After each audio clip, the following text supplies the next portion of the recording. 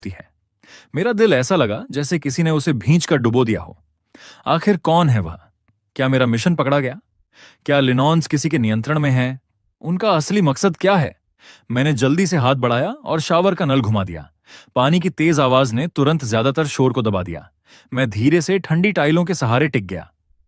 उस पल का फायदा उठाते हुए मेरा दिमाग पूरी स्पीड से काम करने लगा। 15। लिनॉन्स ने कहा कि 15 माइक्रोफोन है। इसका मतलब है कि यह घर पहले से ही उनका मॉनिटरिंग रूम बन चुका है। यहां तक कि एक पाद भी उनके कानों से नहीं बच सकता। यह एक घर है। यह द ट्रूमैन शो जैसा है। क्या मुझे अभी भाग जाना चाहिए? नहीं। अगर मैं भाग गया तो लिनॉन्स का क्या होगा?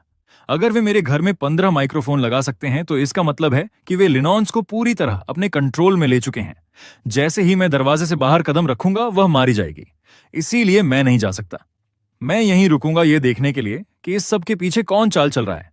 इसलिए मैंने जल्दी से खुद को साफ किया। बाथरूम से बाहर निकलते समय मेरे चेहरे पर कोई भावना नहीं थी।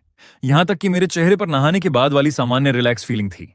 तब तक लिनॉन्स ने बर्तन समेट लिए थे और सोफे पर बैठकर एक वैरायटी शो देखते हुए हंस रही थी।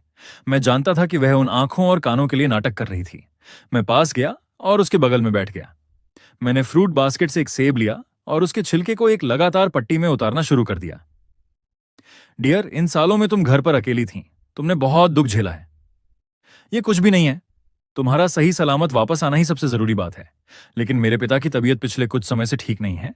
वह हमेशा कहते हैं कि वह हमसे मिलना चाहते हैं। कल तुम मेरे साथ मेरे माता पिता के घर उन्हें देखने चलोगे। सेब छीलने का मेरा हाथ अचानक रुक गया।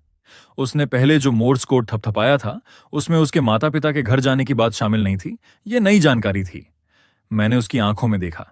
उसकी आंखें इशारों और मिन्नतों से भरी थीं। मैं पल भर में समझ गया। उसके माता पिता का घर असली घर नहीं था। वह एक ऐसा कोड था जिसे सिर्फ हम दोनों समझते थे। एक इमरजेंसी कॉन्टैक्ट पॉइंट जिसे हमने मेरे जाने से पहले तय किया था। एक ऐसी जगह जो थ्योरी में बिल्कुल सुरक्षित थी। मैंने उसे छिला हुआ सेब सौंप दिया। छिलका शुरू से आखिर तक कहीं से भी टूटा नहीं था। ठीक है, कल सुबह ही हम तुम्हारे पिता से मिलने चलेंगे। अगले दिन ठीक सुबह होते ही लिनॉन्स और मैं एक नॉर्मल कपल की तरह उठ गए। हमने साथ में हाथ मुंह धोया और नाश्ता किया। उसने मेरी टाई ठीक करने में मदद की। मैंने उसके बाल संवारे। बाहर निकलने से पहले उसने मेरी बांह पकड़ ली और अपना सिर मेरे कंधे पर रख दिया। डियर, मुझे थोड़ा डर लग रहा है। उसकी आवाज बहुत धीमी थी और उसमें एक वास्तविक कंपकंपी थी। मैं